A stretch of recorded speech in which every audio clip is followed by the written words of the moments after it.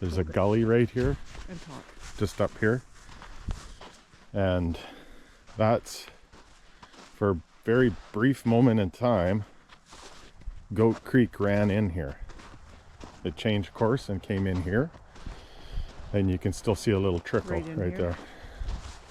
Yeah, so the whole Goat Creek, which now is way down at the tip of that sandbar right there. Yeah. That's historically where it always came in.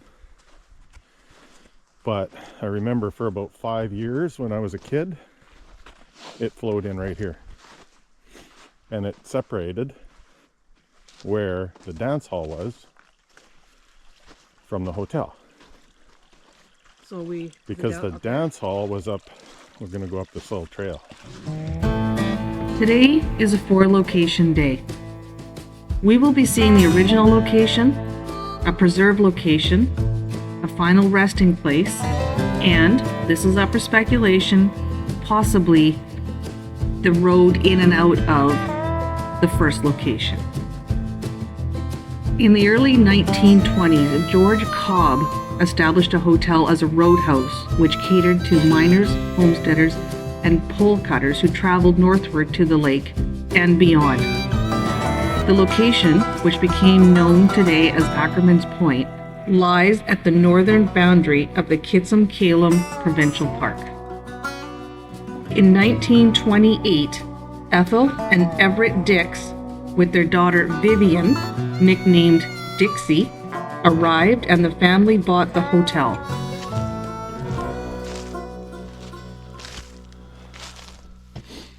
Now, unfortunately, I don't recall the exact footprint, but it was over here, and the reason I know that and remember that was because they moved the hotel right around 1980, but they didn't move the dance hall. I think it was 83. Till a few years later. Yeah. And me and my friends would come out here. There would be a party on the other side. We would come over here and pitch our tent inside the dance hall to keep dry and away from the party. Right. So She's gone. if you want to hold that, I was going to turn the detector on because this area is riddled with bottle caps. Now, is that from the 80s or was that from... Oh, I think that was from back in the day. As soon as we start going in here. I don't know if you can hear that or not, but there's something in there. I don't really want to dig up because it is a park. Yeah. Well, I'm trying to figure out if looking at the dance hall that's up at Heritage Park, It's quite large. it's quite large, and this is quite a ravine right here. Yeah, it may have been in here. It may have been up here, and that may have settled through water over time too. Yeah. But this is where it was. This is where it was. It was on this side of the gully. In 1983, the Terrace Heritage Park Museum was established. They needed a building to house artifacts, so the group inspected the abandoned Kalum Lake Hotel and decided to move the structure to Terrace. The giant rose bush beside the hotel was also successfully replanted. If you look at the dance hall, the logs are vertical. The reason for this is because the daughter, Dixie, was looking for something to do and decided to build a dance hall. She was only 14 at the time, and with no other assistance, it was easier for a 14-year-old girl to pull the logs into place with the help of their horse named Nito. And it was a great success. Some Terrace residents still remember riding out to Kalum Lake on the back of a truck to go dancing and meet a rich tourist.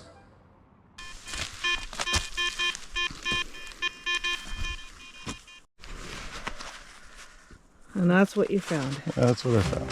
An old bottle cap. An old bottle cap. All right, the hotel. So the hotel was basically right in here. So as the right side of it would have been close to those trees. Would it be facing the water? Yes, the front would have been facing the water. The right-hand side is close to those trees, and then it came this way. and then the little building out the back. So basically this whole center area, Yeah, this whole... because they would have had. I didn't remember any of this because it was already gone, but they would have had horse corrals and whatnot because they had horses out here. They had to bring people out. Right, They didn't always use motor vehicle, right. so yeah, you can see in the picture there. This is like from back in the day picture Yeah. where it is, right there. And those trees have obviously grown up quite a bit since then, but the front was more open right here. Yeah. This is what I remember it looking like. We used to go in there and we'd get shit from our mom. She'd yell at us, "You guys are gonna die in there." But we'd go in there and play and climb up the stairs.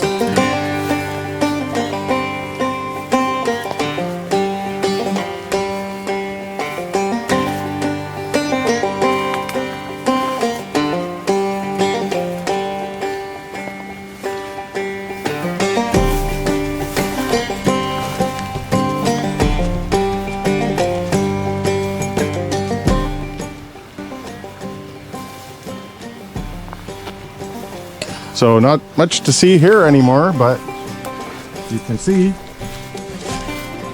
the very bare remnants of a cabin. Okay. When I was a kid, the cabin was here. You had walls and a roof. Wasn't very good shape then, but it was here. And this was just somebody's... My dad said it was a telegraph keeper's cabin. Okay, I did read that on Yeah, the... because there was a telegraph line up here. So your dad would know. He would have known, yeah, that this was a telegraph keeper's cabin. Now, imagine that view from your office. Right? It would have been pretty isolated work, pretty hard times at times Oh, especially in the winter. in the winter, but Not a bad summer- view. Oh, in the summer, paradise job. So there would have been a pole here of some sort. Wouldn't there have been at one Well, time? there would have been, but I've never seen a pole.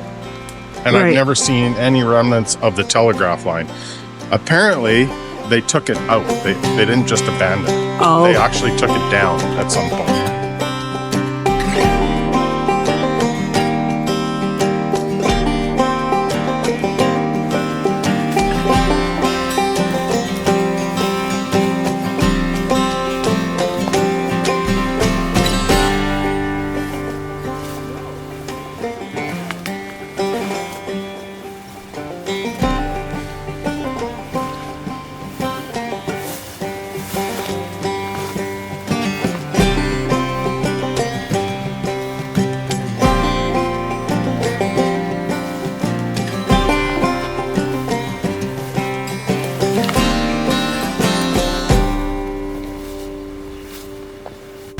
Come over here.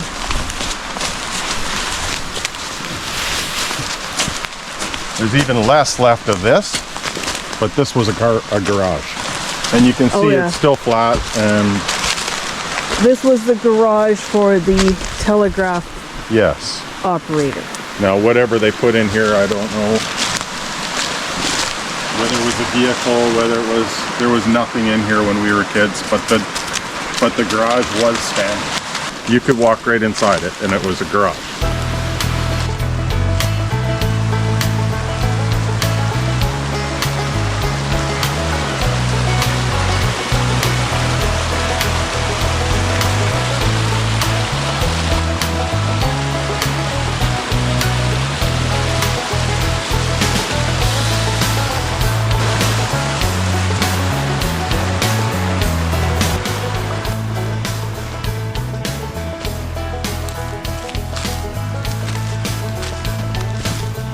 Do you think they would have ran power off that creek? Oh, maybe. I don't. Who knows, right? Who knows? I mean, it's unfortunate there's not more left of it, but because it's history lost, right? For sure. Like, I know very little about it. I'm sure somebody's still alive that knows a lot about this. And they even have pictures Yeah. and stuff. Yeah. And I mean, I should look at my mom's. She might even have pictures, because we have pictures from out here when we were kids. So It looks like feathers and hair, but it's ice. ice, yeah. Cool, eh? That is so cool. Take me back to country roads where time moves slow, with a heart and old song where our hearts sing hymn. Pine trees tall and whisper secrets from the past. Country roads forever, may their spirit always last. Take me back to country roads where time moves slow, where the heart and soul find. So, this is the Kalum River along here. Around this corner here, if you were following our video from a couple weeks ago, just around the corner there is red sand lake, the beach, the campsite that we drove into. There is a bit of a channel up here. Do not recommend that you kayak this because there is a log jam just up the point here where the pylons are. I'll show you that in a second. But this is definitely kayakable into this area. So right in here is where I was talking about. This is not an area that I would suggest you come up, because as you can see, it gets pretty snotty. There's the pylons and then the log jam after that.